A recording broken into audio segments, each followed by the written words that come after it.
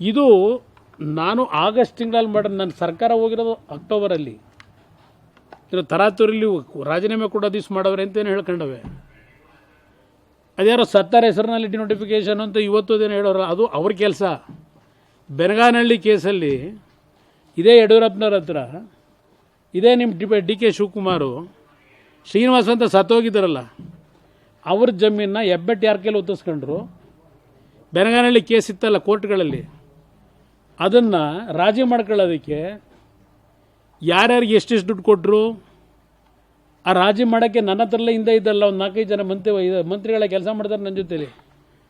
ಅವರು ಆ ಕೇಸ್ ಹಾಕ್ತಾರನ್ನ ಕರೆದು ಏನೇನು ಪಂಚಾಯಿತಿ ಮಾಡಿದರು ಗೊತ್ತಿದೆ ಡಿ ಕೆ ಸುರೇಶ್ಗೆ. ಯಾವುದದು ಬೆನಗಾನಹಳ್ಳಿ ಪ್ರಾಪರ್ಟಿ. ನಾನು ಅಂಥ ಹಲ್ಕ ಕೆಲಸ ಮಾಡಿಲ್ಲ, ಸಿದ್ದರಾಮಯ್ಯ ಮಾಡ್ದಂಗೆ ಮಾಡಿಲ್ಲ. ಇಲ್ಲಿ ಸಿದ್ದರಾಮಯ್ಯನವ್ರದಕ್ಕೂ ನನಗೂ ವ್ಯತ್ಯಾಸ ಇದೆ. 14 ಸೈಟ್ಗೆ ಹೇಳಬೇಕು ಅನ್ನೋದಾದರೆ ಸಿದ್ದರಾಮಯ್ಯನವ್ರದ್ದು ಇದರಲ್ಲಿ ಇಶ್ಯೂನಲ್ಲಿ ಯಾವ ನಿಮ್ಮ ಮೂಡಾದವರು ಅಕ್ವೈರ್ ಮಾಡ್ಕೊಂಡಿದ್ರು ಆ ಪ್ರಾಪರ್ಟಿ, ಮೂಡ ಪ್ರಾಪರ್ಟಿ, ಅದನ್ನು ಇವ್ರು ಹೋಗ್ಬಿಟ್ಟು 14 ಸೈಟ್ ತಗೊಂಡು ಸುಳ್ಳು ದಾಖಲೆಗಳು ಸೃಷ್ಟಿ ಮಾಡ್ಕೊಂಡು, ಇದರಲ್ಲಿ ನಂದೇನಿದೆ ಪಾತ್ರ ಇದರಲ್ಲಿ? ಏನೋ ಮಾಡಿಬಿಟ್ಟಿದೆ ಅಂತೇಳಿ ಅಯ್ಯೋ ಲೋಕಾಯುಕ್ತವ್ರೆ ರಕ್ಷಣೆ ಕೊಟ್ಬಿಟ್ರೆ ಹೇಗೆ? ಯಾವ ಲೋಕಾಯುಕ್ತ ರಕ್ಷಣೆ ಕೊಟ್ಟವ್ರೆ? ನಾನು 18ರಲ್ಲಿ ಮುಖ್ಯಮಂತ್ರಿ ಇದ್ನಲ್ಲ, 14 ತಿಂಗಳು ನಾನೇ ಎಲ್ಲ ಕ್ಲೋಸ್ ಮಾಡ್ಕೊಳಕ್ಕೆ ಆಯ್ತಿರಲಿಲ್ಲ. ಇವ್ರಂಗೆ ಯಾವುದೋ ACB ಮಾಡ್ಕೊಂಡು 50-60 ಕೇಸ್ಗಳು ಕ್ಲೋಸ್ ಮಾಡ್ಕೊಳ್ಳಿಲ್ವಾ?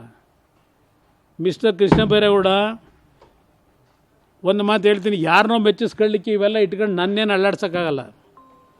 ಇನ್ಯಾವ ಸಣ್ಣ ಪುಟ್ಟ ಪುಡಿ ಇದಕ್ಕೆಲ್ಲ ನಾನು ಚರ್ಚೆ ಮಾಡೋಕ್ಕೆ ಹೋಗಲ್ಲ. ಏನೇನು ಮಾಡಿದಿರಿ ಕಂದಾಯ ಇಲಾಖೆಯಲ್ಲಿ ಹೊರಗಡೆ ಬರ್ತವೆ. ಏನು ಮಹಾ ಹರಿಶ್ಚಂದ್ರ ಪ್ರಾಮಾಣಿಕ, ಇದ್ಯಾವುದನ್ನೋ ಇಟ್ಕೊಂಡು ಸಾತ್ತಿರೋದು ಇದು. ಇದನ್ನು ಹಿಡ್ಕೊಂಡು ಆಟ ಆಡೋಕೆ ಹೊರಟಿದ್ದೀರಲ್ವ, ಮಾಡಿ. ಇದು ಯಾವ ತನಿಖೆ ಮಾಡ್ತೀರೋ ಮಾಡ್ಕೊಳ್ಳಿ.